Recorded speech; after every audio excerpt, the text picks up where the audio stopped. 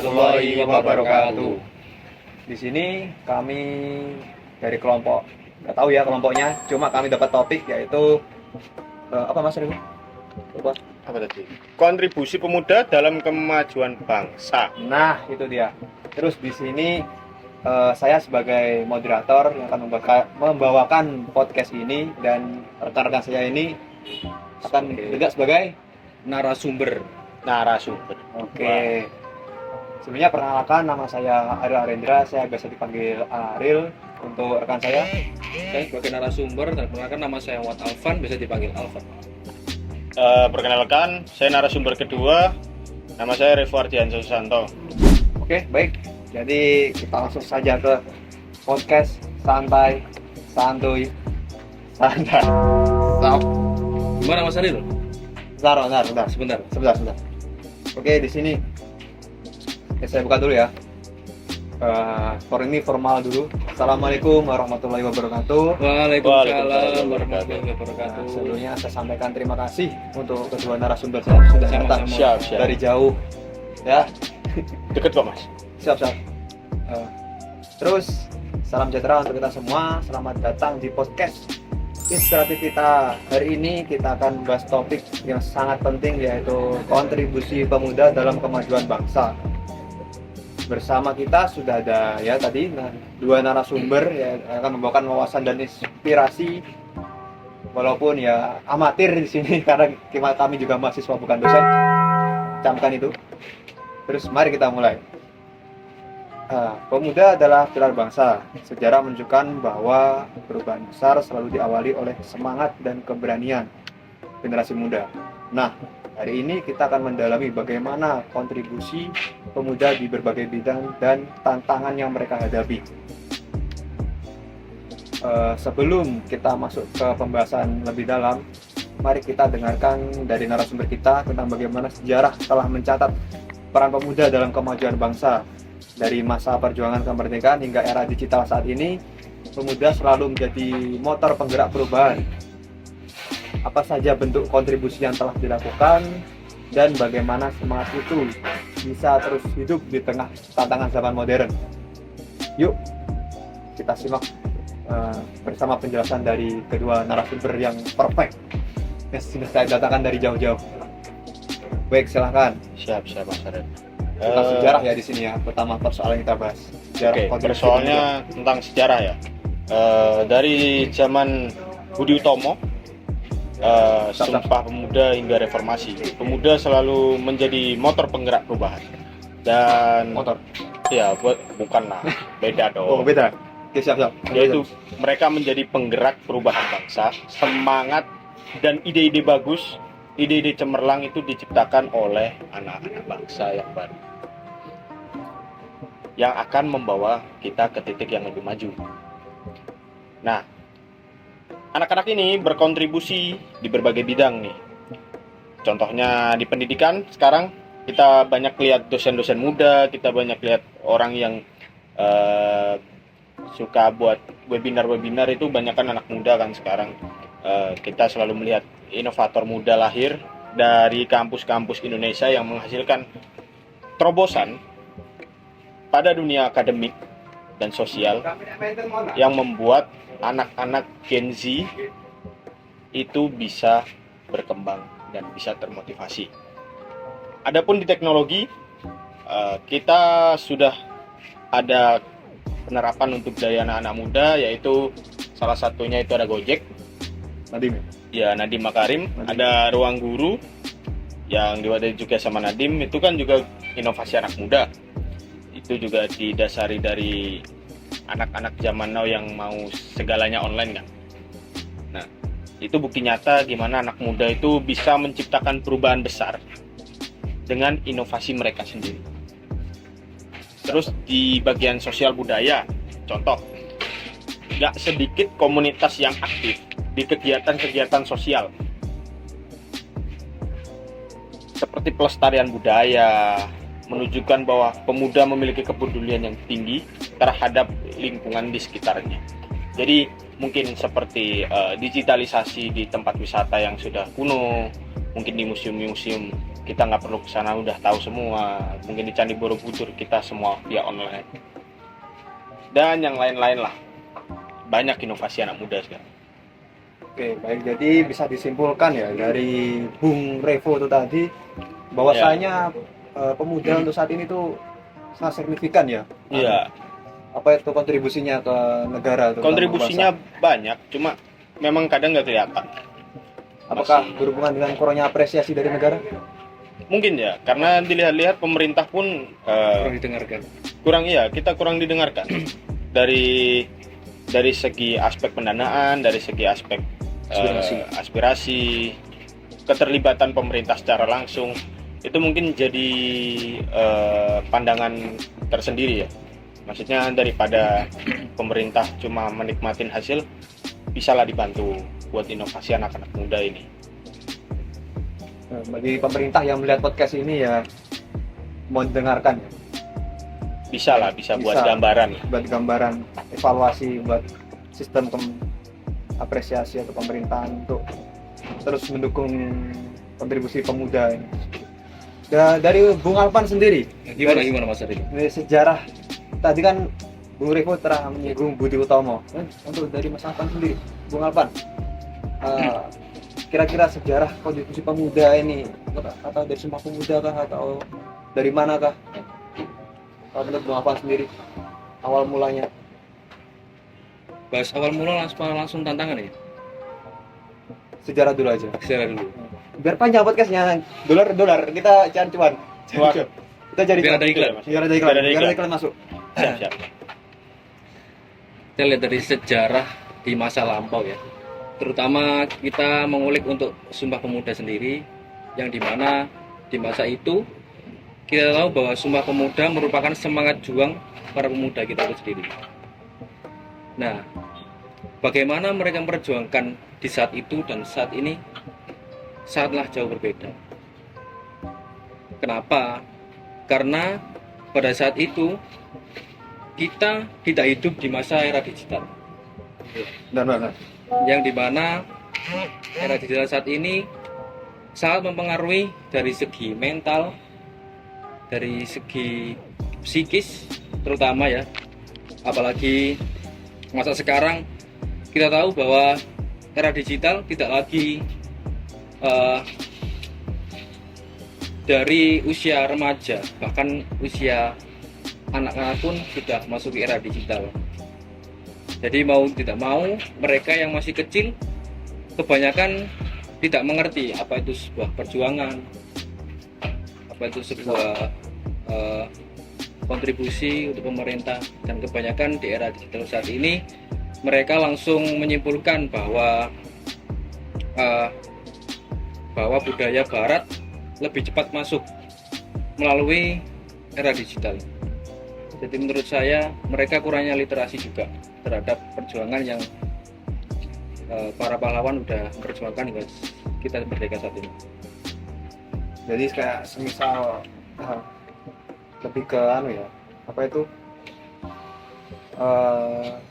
untuk anak-anak sekarang itu diusahakan lebih mengenal lagi. Iya. Kurangnya literasi lah. Kurang literasi. Oke. Terus untuk kontribusi dari kira-kira kan tadi Mas Revo, Bung Revo teknologi kan ada Gojek dan kawan-kawannya kan. Nah, terus untuk sosial budaya dan ini kan kurang satu dari segi ekonomi. Saya mau ke tempat Mas Alvan sendiri. Dari segi ekonomi, Pengaruhnya pengaruhnya ya. ekspor impor nikel Raja Ampat. Kejauhan. Kejauhan. Itu beda. Bahaya. Prospek anak muda itu Kejauhan. Bahaya. jauh bahaya. Untuk ekonomi sendiri bagi kita di era digital sekarang, menurut saya mereka ini lebih ke kurangnya mampu memanfaatkan era digital dengan baik. Apakah kayak hashtag dulu keluar aja Kabur aja dulu. kabur aja dulu itu dibenarkan dari sudut pandang Mas Alvan sendiri? Hashtag Karena- kabur aja dulu. Anak muda sekarang rata-rata kurang berminat untuk kerja di negara ini kan, untuk masuk kontribusi di pemuda juga kan untuk negara ini. Sebenarnya hashtag kabur aja dulu itu menurut saya lebih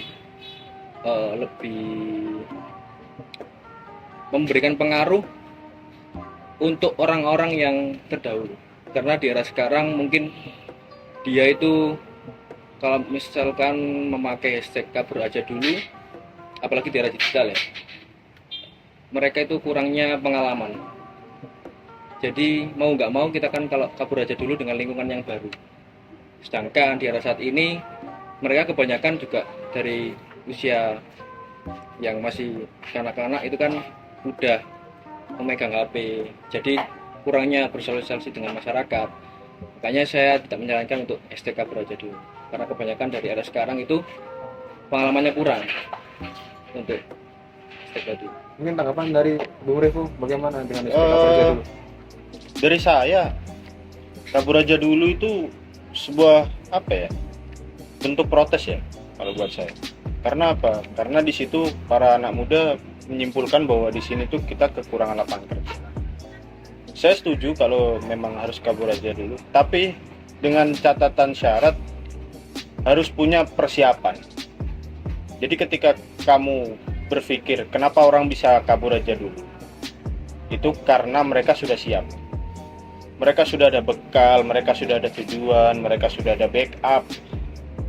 Kalau kalian cuma berpikir kabur aja ke negara orang biar gajinya gede, itu juga negara orang juga mikir, daripada di situ kalian reputasi dari negara jelek, kalian jadi pengangguran di situ juga kan jelek. Lebih baik dipersiapin dulu. Kalau dari saya begitu. Sebenarnya nggak salah sih kabur aja dulu. Juga bagus kan, maksudnya kita dari negara juga dapat devisa pajak dari kalian yang balik ke Indonesia, ya kan. Di sini kan pasti ada keluarga, tetap kita kirim uang kan, tetap ada pajak, dan itu juga nguntungin negara kan. Jadi nggak ada salahnya kabur aja dulu itu. Cuma memang harus ada persiapan, dan persiapannya itu memang benar-benar matang. Itu aja sih. Bisa disimpulkan kayak apresiasi kembali ya, bukan apresiasi sebenarnya ya. Apresiasi kan sudah dalam bentuk apa aja kan? Ya. Kayak lapangan kerja atau Ya. Jadi sepertinya anak muda ini kebanyakan yang kabur aja dulu itu mereka kelihatannya sudah antara pasrah atau memang sudah sadar gitu. Koneksinya sudah ada. Karena kita juga harus belajar dulu kan. Kalau mau kabur aja dulu nggak bisa tiba-tiba semena-mena keluar negeri kan. nah Nggak bisa. Kita ikut lembaga pelatihan kah atau memang rekomendasi dari perusahaan. Jadi memang bertahap lah, nggak boleh langsung kabur aja. Jadi kabur aja dulu itu sebenarnya positif, cuma tergantung dalam kondisi. konteks tertentu tetap ada syarat yang harus dipenuhi. Baik. Ya, jadi kita next question ya, Kak. Siap. Kita ke tantangan pemuda saat ini. Kira-kira dari siapa dulu? Bung Revo atau Bung Bung Revo? Revo. Bung Revo. Oke, Siap. siap. Bung Revo. Tantangan Pemuda saat pemuda saat ini untuk apa ini? Era digital. di era saat ini di 2025. Untuk tantangan pemuda saat ini ya, rasa malas sih. Karena apa ya? Kita lihat Gen Z sekarang itu mudah malas. Dia mudah apa istilahnya? Mood swing. Berubah-ubah moodnya. Mereka tergantung mood. Jelek, mereka di situ. Ya, kalau jelek mereka nggak ngerjain. Kalau bagus mereka ngerjain. Banyak faktor. Kalau suka mereka semangat, Ya, kalau suka mereka semangat. kalau nggak suka malas. Karena begini, Mas Ariel. Siap. Saya juga sebelumnya pernah bekerja juga. Oke. Ya, namanya kerja itu pasti ada enak nggak enak, kecuali memang satu lain hal di situ memang ada konflik. Itu pasti nggak enak. Tapi yang pasti saya juga ada teman sepantaran yang memang dia itu nggak niat. Jadi terlalu menyalahkan jalannya perusahaan sampai padahal dilihat-lihat itu sudah menguntungkan. Tapi dianya saja yang kayak terlalu merasa tertekan lah, dianya sendiri yang memang merasa bahwa lingkungannya nggak nyaman lah. Tapi kita nggak tahu ya, maksudnya dari dia sendiri itu dari lingkungan mana yang tertekan, atau dari orang-orang siapa yang mungkin merasa dia tidak nyaman. Tapi tantangannya itu ya di situ, pahit nggak pahit itu kan dulu perjuangan orang tua kan juga gitu kan, pasti ada dijelek-jelekin bos atau ada saingan kerja yang menjatuhkan, itu adalah hal biasa lah. Tapi satu hal yang pasti, kalau harus memilih, ya mending kalian sabar aja. Selagi itu tidak mengusik kalian, tidak merugikan kalian, tidak mengganggu apa yang diberikan perusahaan ke kalian, ya teruskan aja, biarkan orang lain itu capek sendiri. Itu aja sih. Tantangan pemuda saat ini memang cuma apa ya? Malas, terus terlalu bergantung pada lingkungan. Ingin mudah terus. Saya sendiri juga merasakan ya, kalau memang udah dapat mudahnya kan pengen mudah ya. Pasti. Ya kan? Apalagi sekarang era digital, semua serba QRIS, semua serba tinggal tap-tap aja aplikasi. Sebenarnya mudah, cuma ya kadang kita juga harus jaga-jaga sama hal yang di luar teknologi. Bawa uang kayak suatu di jalan kita nggak bisa ngapa-ngapain, itu sih, antisipasi aja. Sip. Kalau untuk Bung Alwan, bagaimana Bung Alwan? Tantangan pemuda saat ini demi kemajuan bangsa kita, Indonesia Raya. Mungkin saya akan melanjutkan dari Bung Revo, tapi lebih terkait tantangan pemuda untuk di era digital ya. Di era digital ini kan kita tahu bahwa semakin orang banyak menghabiskan waktu untuk bermain, scrolling, atau kita mencari sesuatu di HP lah atau laptop lah. Orang kan akan otomatis membuat dirinya malas untuk bergerak. Nah, itu pun juga akan berpengaruh kepada apa yang dia cari. Apalagi sekarang kemungkinan budaya barat akan gampang lah masuk di kawasan kita, apalagi di Gen Z sekarang kan. Nah, itu yang menjadi tantangan berat menurut saya, karena itu yang mendasari atau menjadi fondasi generasi muda untuk bisa menghadapi apa yang akan datang gitu, masa-masa yang akan datang. Itu sangat berpengaruh. Jadi kalau bisa disimpulkan ya tetap ya tantangannya itu malas terus kawan-kawannya tadi apa? Ya malas terus ya, kita tidak mau bergerak, tidak mau ya, terus mood swing, terlalu mengandalkan keinginan diri. Jadi kalau bisa dibilang para generasi muda ini harus bisa memproteksi sih sebenarnya, proteksi, evaluasi, dan juga ngupgrade dan menghilangkan sifat-sifat yang negatif. Seperti itu ya, kira-kira Bung Alwan dan Bung Revo. Kurang lebih seperti itu. Baik, untuk selanjutnya bagaimana, apakah, saya mau tanya sih sebenarnya, ini pertanyaan dari saya sendiri, menurut apakah kata-kata dari Soekarno itu masih dapat didefinisikan di tahun 2025 ini? Kata-kata yang mana? Ya itu, kayak untuk depannya saya lupa sih, mohon maaf ya, saya lupa depannya. Itu ya, akhirnya beri saya 10 pemuda, maka saya akan guncangkan dunia. Beri saya 10 tahun pemuda ini, di tahun 2025 ini kata-kata Soekarno itu masih relevan ya? Relevan lah ya. Berikan 10 pemuda, maka akan kuguncangkan dunia.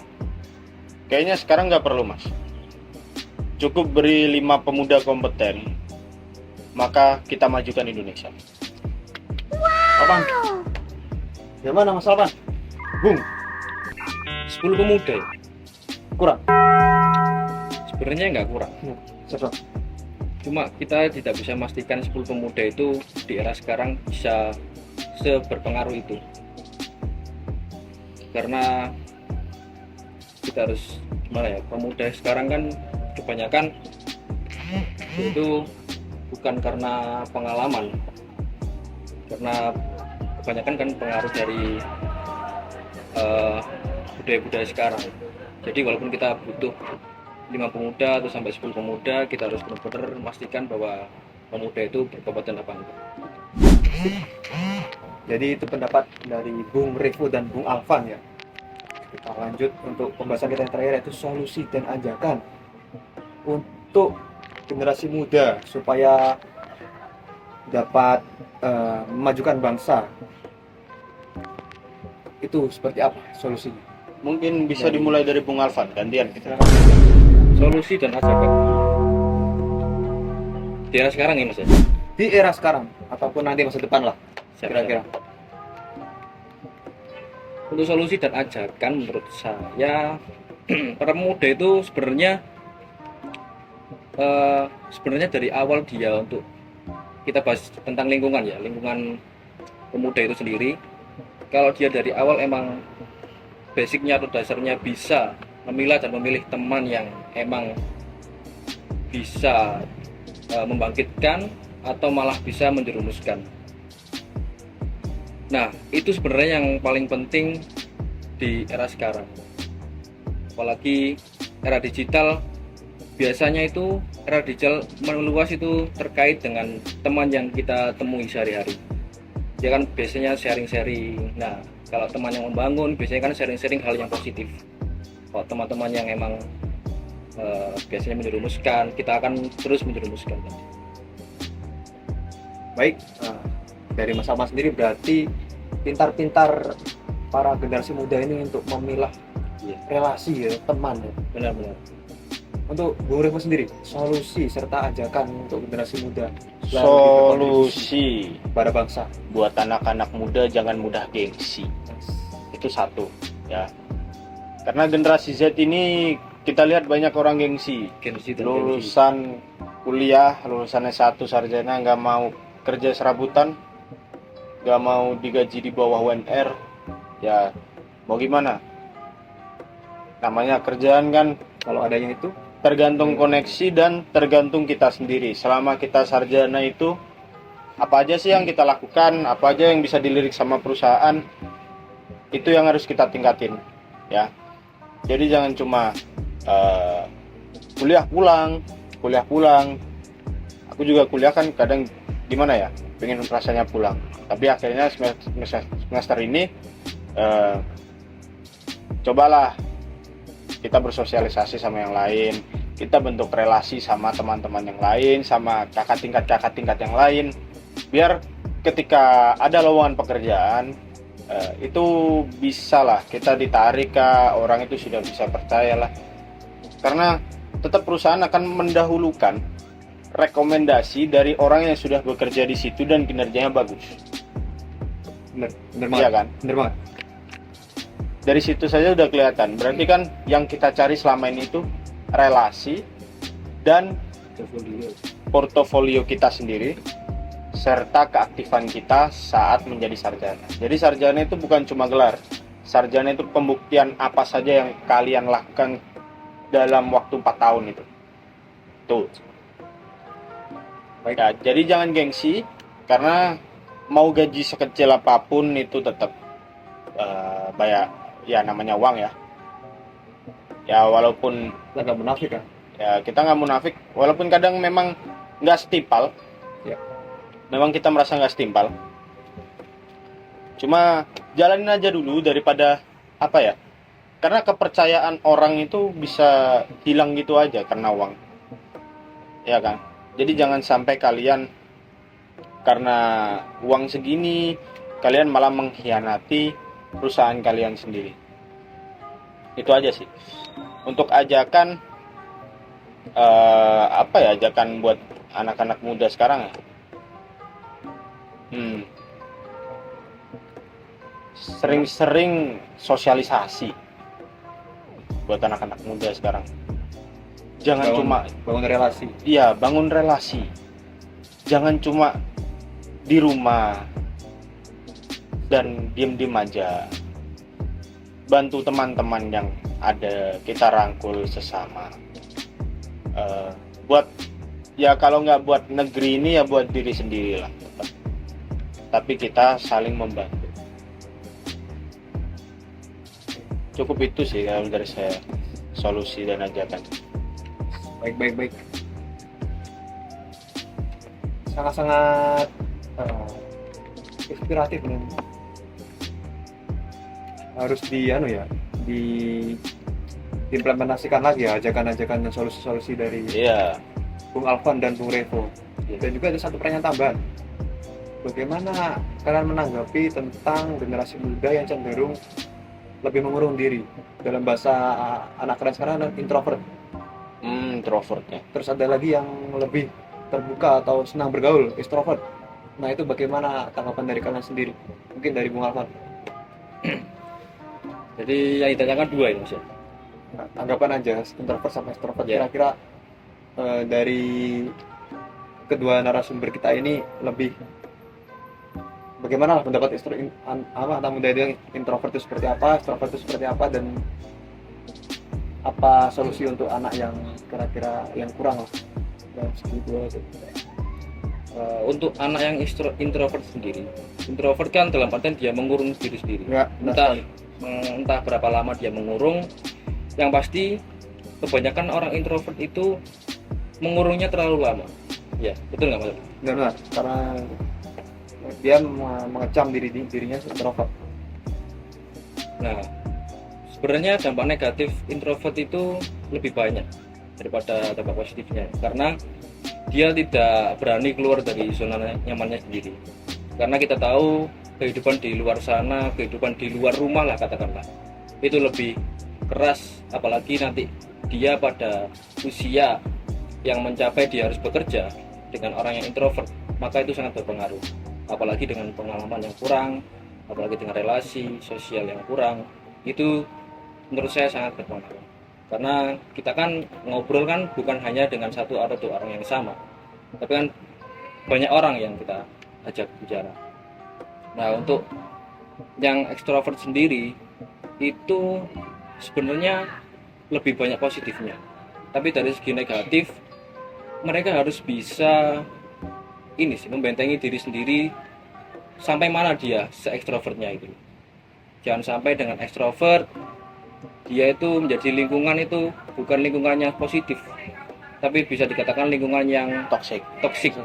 Ya, Kembali lagi ke memilah teman, ya. pergaulan, relasi. Oke, baik. Untuk Bung Revo sendiri, Saya singkat, padat, jelas, dan lembut. Oke, siap. Saya ada setuju sama pendapat Mas Alvan. Kalau memang untuk introvert ini coba dikurangin. Cobalah buat koneksi. Karena ada waktunya kalian bakalan bertemu sama klien. Akan ada saatnya kalian akan interview. Akan ada saatnya kalian untuk berbicara dalam suatu kelompok. Lebih baik kalian introvert itu bukan sesuatu yang sesuatu yang kurang lah. Itu memang pribadi masing-masing. Gak apa-apa kalian jadi introvert, tapi jangan sampai introvert itu menghalangi kalian untuk mendapat pekerjaan, mendapat ilmu, lalu membatasi diri kalian dengan agama, ya kan? Dan buat ekstrovert, kalian udah bagus, udah berani ekstrovert, kalian sudah berani berbicara sama orang lain. Tapi kadang penyakit orang ekstrovert itu terlalu overexpose. Kalian terlalu kalian terlalu overexcited, terlalu menggebu-gebu. Itu mungkin ada satu kelompok yang akan menyadarkan kalian bahwa ada batas maksimal orang itu excited ya. Jadi Mungkin untuk ekstrovert, kalian bisa membatasi diri kalian buat nggak terlalu overexciting, karena biasanya ekstrovert tuh banyak kan overexciting. Ya kita pilih masing-masing lah, kita memposisikan diri kita apakah di lingkungan ini kita cocok buat menyuarakan apa yang kita suka atau enggak ya. Karena di lingkungan kerja satu kata itu berpengaruh ya. Satu orang tersinggung maka banyak orang yang akan jadi menjatuhkan kalian. Jadi di lingkungan dunia ini keras ya, banyak orang nggak suka. Jadi introvert kadang orang nggak suka karena nggak suka berkelompok, itu salah satu kendalanya. Di ekstrovert pun orang itu juga kadang malas karena terlalu banyak omong, ya kan? Jadi kita harus introspeksi diri, kita sesuaikan, kita tempatkan diri kita di masing-masing keadaan. Itu aja sih. Baik. Jadi bisa dicermati lagi ya. Apa yang disampaikan oleh Bung Revo, Bung Alvan ini bisa sebagai acuan-acuan kalian juga. Ini juga pendapat kita pribadi masing-masing ini. Ya, ini pendapat pribadi. Jadi apa yang bisa kalian terapkan di kehidupan kalian, terapkan. Kalau apapun yang jelek-jelek mungkin itu hanya bumbu-bumbu. Ya. Kan ada yang asin, ada yang manis, ada yang asam, dah bermacam-macam itu. Dan juga ini ada kutipan dari ayat-ayat Al-Quran atau hadis. Ada satu ayat Al-Quran yaitu surat Al-Kahfi ayat 13, yaitu yang berarti sesungguhnya mereka itu adalah pemuda-pemuda yang beriman kepada Tuhan mereka dan kami tambahkan kepada mereka petunjuk. Jadi dari ayat ini mungkin Bung Revo atau Bung Alvan ada yang mau mengartikan atau lebih ke menjabarkan salah satu aja, jabarkanlah Bung Revo. Oke, dari saya, dari ayat Al-Quran Al-Kahfi ini ayat 13, sesungguhnya mereka itu adalah pemuda-pemuda yang beriman kepada Tuhan mereka masing-masing. Kami tambahkan kepada mereka sebuah petunjuk. Jadi negara kita ini kan mayoritas orang beragama, ya kan? Pasti mereka beragama masing-masing, memiliki kepercayaan masing-masing. Dan sesungguhnya dalam ayat Al-Quran ini Tuhan itu memberikan kita sebuah petunjuk. Tidak mungkin Tuhan itu meninggalkan umatnya tersesat, ya kan? Mau di ajaran manapun pasti ada baik ada buruk. Dan buat pemuda-pemuda diimankan, lebih dikuatkan, iman lebih dikuatkan. Bisa dibilang ya, karena gara-gara kita iman kita kuat, itu kita tidak akan mudah terpengaruh. Iya, itu seperti itu. Maka dari itu Tuhan itu sudah menunjukkan kita sebuah petunjuk. Tinggal kapan kita bisa sadar bahwa petunjuk itu sudah ada di depan mata. Itu kan. Jadi kayak apa istilahnya? Hidayah. Ketika hidayahnya sudah dapat, maka jangan sampai tidak diamalkan. Karena dalam surat Al-Kahfi ini sesungguhnya saja kita pemuda-pemuda yang beriman, ya kan? Ya. Tuhan saja bilang kita pemuda-pemuda yang beriman. Walaupun kita pendosa, kita adalah pemuda-pemuda yang beriman. Dan Tuhan pun menambahkan kepada kita sebuah petunjuk. Jadi jangan sampai petunjuk itu malah menyesatkan kalian. Itu aja sih. Baik, terima kasih itu Bung Revo. Di sini juga ada kutipan hadis dari Nabi SAW, Nabi Muhammad. Yang pertama yaitu yang satu sih sebenarnya, bukan yang pertama. Satu-satunya contoh hadis yaitu, sebenarnya hadis sama kutipan Al-Quran ini banyak sekali. Kalau ada, cuma kami mengutip hanya salah satu ayat dan juga satu hadis. yang berbunyi 7 golongan yang akan dinaungi Allah di hari kiamat. Salah satunya adalah pemuda yang tumbuh dalam ibadah kepada Allah. Hadis riwayat Bukhari dan Muslim. Jadi kalau bisa saya simpulkan, yaitu 7 golongan nanti yang dinaungi Allah di hari kiamat, yaitu para pemuda-pemuda yang tumbuh, yang berkontribusi positif demi kemajuan suatu bangsa dan negara, serta pemuda yang tetap menjaga ibadahnya. Di samping mereka berkontribusi di dunia, tetap mereka menjaga apa yang harusnya mereka jaga, yaitu ibadah. Mungkin ada tambahan dari Bung Rizwan atau Bung Alpan? Bung Alpan sih, mungkin Bung Bung Alpan.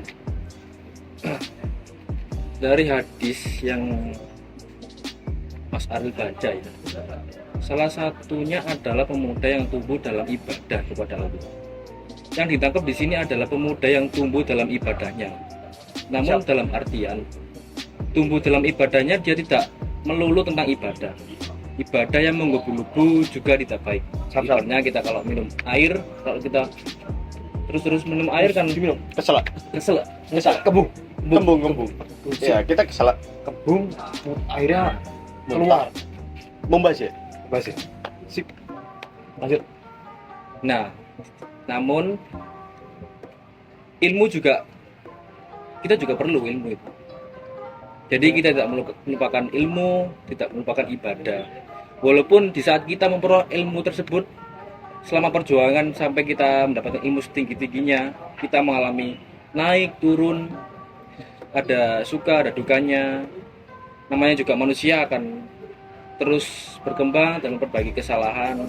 Tapi di lain sisi, walaupun kita seperti itu tidak melakukan ibadah, yang dimana ibadah harus tetap kita ingat, namun ilmu juga merupakan suatu ibadah. Jadi menurut saya itu harus Seimbang. Nah, benar sekali. Jangan berat satu. Nah, Ya, Jadi harus seimbang. harus imbang. Kalau udah satu. Nah, sip. Baik, kita sudah berada di akhir podcast ini. Close semua, nggak ada yang lihat ya. Berikan close untuk kita semua. Baik. Untuk closingnya, saya akan berikan sepatah kata ini. Sebagai generasi muda, kita bukan hanya penerus bangsa, tapi juga penentu masa depan. Jangan tunggu tua untuk berkarya, karena bangsa ini butuh pemuda yang tangguh, cerdas, dan berakhlak mulia. Oke, terima kasih banyak untuk Bung Alvan sama Siap. Bung Revo, kan sudah Sama-sama, Mas menyempatkan Aril. Sama-sama Mas Terima kasih Aril. kembali. Terima kasih sudah diundang. ya, dengan kesibukan kalian yang dari sini. Saya terima kasih banyak. Siap. Ya, Oke, sama-sama. selesai sudah episode kali ini. Sebenarnya bukan episode, ini adalah tugas podcast Agama Islam sebagai pengganti UAS kami ya. Ya, ini tugas besar. Ini tugas besar. Jika ada kesalahan kata dari kami mohon maaf yang sebesar-besarnya. Jika ada pendapat yang Mungkin kurang mungkin tepat. kalian kurang tepat atau kurang berkenan di hati Mohon kalian, dimaafkan. mohon koreksinya di kolom komentar. Ya, kembali Yang lagi ini diupload pendapat pribadi. pribadi. Jadi ini pandangan kita masing-masing ya. Ya, betul. Ini akan diupload di YouTube. Baik, terima kasih banyak sudah menyaksikan. Mungkin jika rame kita akan buat video selanjutnya. Ya, kalau Kalau rame. rame, kalau enggak ya sudah. Dengan Rame tema yang lanjut. berbeda ya. Dengan tema yang berbeda. Kita angkat Rame lanjut part 2. Nah, mungkin kita angkat tema yang relevan saat ini, Raja Ampat atau apa-apa. Bisa komen aja. Bisa komen. Bisa komen. Kita bahas pemerintahan juga bisa. Baik, terima kasih banyak sudah menonton. Wassalamualaikum warahmatullahi wabarakatuh. Baik. Kembali lagi ke nanti akan kembali di next video di podcast apa Mas Remo? Podcast Di atas rooftop Telkom University Surabaya.